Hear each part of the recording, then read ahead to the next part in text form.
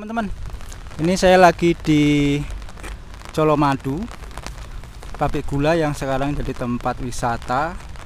Nah, di depan saya ini lagi ada CB150X. Ini sesi test ride. Sebelumnya kan hari Sabtu kemarin tanggal 18 kan sudah launching di Jawa Tengah.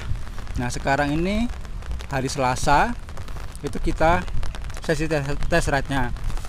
Tadi kita sudah test ride di sana. Kemudian ini waktu santai. Kebetulan juga cuacanya nggak mendukung karena hujan ya. Harusnya tadi ikut challenge. Jadi gini, unit ini sebenarnya kan basisnya dari CB150. Kalau teman-teman perhatikan dari bodi belakang sampai ke tengah itu ada CB150. Yang berbeda itu jelas bodi depannya, sok depan lebih panjang dari CB yang lama. Dan konsepnya juga menurut saya ini menarik karena pabrikan lain belum ada yang membuat untuk kelas 150. Konsepnya itu konsep adventure touring. Nah, ini yang paling banyak dari teman-teman komunitas itu untuk memodif versi touringnya. Nah, kalau ini kan sudah dari versi pabrikannya sudah seperti ini. Jadi teman-teman nggak perlu mengubah atau memodif lagi. Yang perlu ditambahkan yaitu pemasangan box supaya lebih kelihatan motor touring. Nah, di sini saya mau mereview. Mungkin kalau review banyak dari teman-teman di YouTube yang banyak sudah mereview. Nah, oleh karena itu saya coba membahas dari kelebihan dan kekurangannya. Jadi disclaimer dulu ya teman-teman, ini menurut saya apa yang saya suka dan apa yang saya tidak suka. Yang pertama yang kita bahas dulu yaitu apa yang saya tidak suka. Yang saya tidak suka pertama, ini coba teman-teman lihat di depan, dia kan bodinya lebar loh. Ini sama sini lebar ya, lebar. Tapi lampunya itu masih seperti bawaan CB150. Yang menurut saya ini kayaknya nggak cocok gitu. Nah, ini sebenarnya peluang bagi modifikator untuk merubah fascia, terutama headlamp ini dibuat seperti lebih agresif lah. Kalau menurut saya ini kurang agresif, jadi bentuknya lampu headlamp itu tidak pas dengan. Nah, ini ya, tuh itu yang pertama yang menurut saya tidak suka. Terus yang kedua yang saya tidak suka, ini undercoilnya ini kalau menurut saya terlalu besar atau terlalu gemuk sehingga membuat kesan dari motor ini, lihat tuh, bawah sama atasnya itu terlalu tinggi. Sedangkan kalau motor adventure tipikal kan ground clearance tinggi. Nah, ini ya, nih sebenarnya ini bisa diakali dengan mengganti yang lebih kecil atau lebih simpel, atau warnanya ini dibikin lebih gelap seperti warna hitam contohnya. Nah, jadi menyamarkan. Itu sih menurut saya, bukan karena desain jelek, cuman kalau desainnya lebih simpel ini akan lebih baik dengan warna yang gelap. Itu menurut saya. Terus itu yang kedua. Yang ketiga itu bagian belakang dari CB150X ini terkesan motor biasa, maksudnya terkesan seperti motor jalanan biasa. Harusnya kan ini kan secara konsep kan motor adventure touring, tapi ini bisa diakali teman-teman. Jadi AHM itu mengeluarkan genuine aksesoris begelnya ini yang versi yang bisa untuk memuat barang, dan itu bikin tampilan belakang ini jadi cakep, jadi itu terobati. Nah, nanti saya lampirkan fotonya kepada teman-teman. Itu ya, itu yang ketiga. Terus yang berikutnya itu ada di bagian roda atau velg. Velgnya bawaan cuman ada satu versi, yaitu velg palang atau velg racing. Sedangkan kalau mengikuti konsepnya yang adventure touring, lebih bagus kalau velgnya itu velg jari-jari. jadi lebih berkesan liar ya, atau tangguh gitu tuh. Nah, kalau teman-teman sudah lihat videonya CB150X versi modifikasi dari Atenga Cross yang memodif seperti Africa Twin, nah kan lebih cakep. Nah, itu ya, harusnya sih bisa AHM bisa mengeluarkan dua versi, yang velg palang atau velg jari-jari, itu kalau menurut saya. Terus yang berikutnya kayaknya tidak ada ya, karena selebihnya ini konsepnya bagus. Langsung aja beralih kita ke kelebihannya. Kelebihan yang paling kentara itu ada di shock breakernya teman-teman.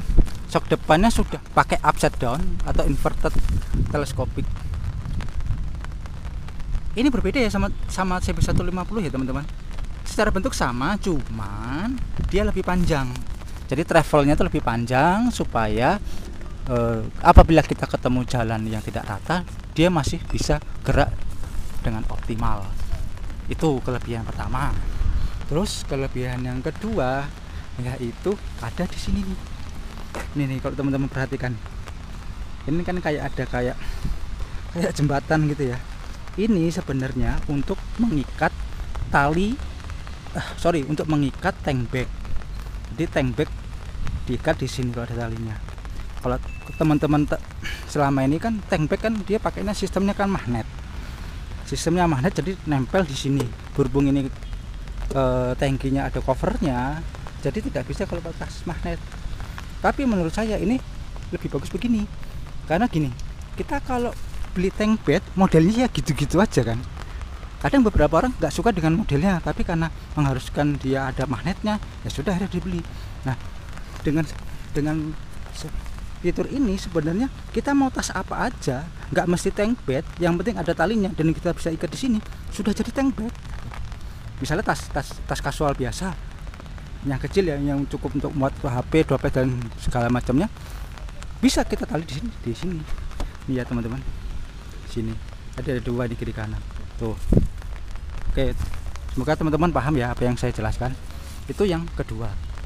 Yang ketiga itu yang saya senang lagi, itu ini loh, tengok nih. Ini kan di stang ini ada racer, tapi racernya ini tidak lurus, alias belok ke belakang supaya si posisi ridingnya si pengendara ini jadi lebih santai, rileks. Ujungnya pada saat berkendara jauh itu badan tidak cepat capek tuh. Dan detailnya bagus loh teman-teman. Jadi stangnya sudah model fat bar, cirinya di yang batang sebelah di tengah ini lebih besar daripada yang batang yang di dekat handle ini tuh. Itu yang kelebihan yang kedua, ketiga ya, ketiga. Terus kelebihan yang berikutnya itu ada di mana ya teman-teman? Kelebihan yang ketiga itu ada di mana ya? Oh, tadi udah kepikiran tapi karena catatannya hilang jadi saya lupa. Oh, ini masih di area setang sini sih sebenarnya, tapi masuk ke ini. Jadi warnanya nih bagus loh teman-teman. Warna bronze gitu tapi yang gelap. Dan ini bawaan pabrikan loh. Bawaan pabrikan ya. Dan gak cuman di area setang, tapi ada di blok mesin ini. Warnanya ini, detail-detail ini yang bikin saya menarik. Kalau teman-teman ingat, mungkin ini sama kayak warna cat mesin dari Ninja 150 yang 2 tak itu. Nah, hampir mirip seperti ini. Nah, detail yang seperti ini yang sebenarnya yang bikin kita ada nilai lebih dari si motor ini. Tuh, terus kemudian apa lagi ya?